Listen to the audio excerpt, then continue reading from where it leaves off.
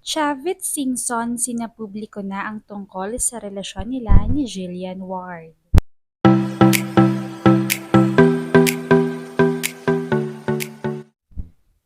Kumalat kamakailan ang mga tsismis na nag-uugnay sa dating gobernador ng Ilocos Sur na si Chavit Singson at batang aktres na si Jillian Ward.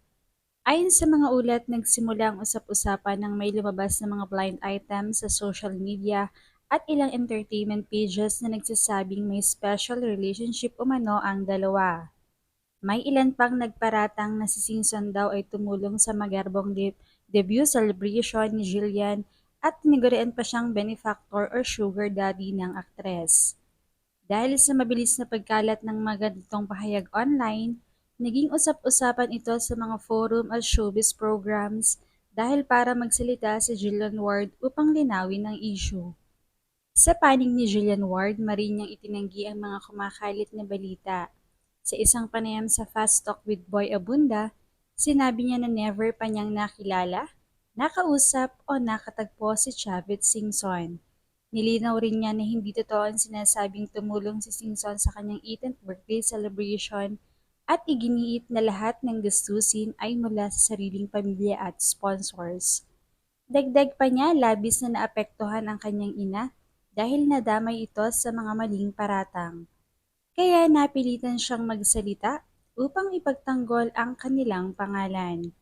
Binigyang diin din ni Jillian na iyon na ang unang at huling pagkakataon na tatalakayin niya ang naturang issue at binigyang babala ang mga nagpapakalat ng peking impormasyon na maaari siyang magsampa ng kaso.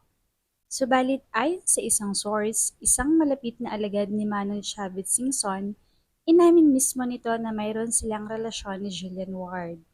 Matagal na umanong may pagtingin si Manong Chavit kay Jillian dahil na rin sa magandang itsura nito at totoong nagkaroon sila ng pagkikita ng aktres.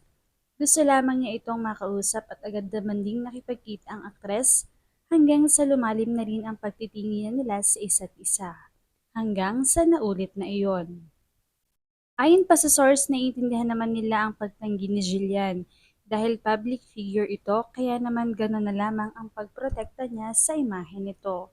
Subalit hindi daw dapat ikatwa o hindi dapat baliin kung ano ba ang katotohanan. May naramdaman daw si Manong Chavit kaya hindi niya ito pwedeng ipagpaliban at totoong nagkita sila.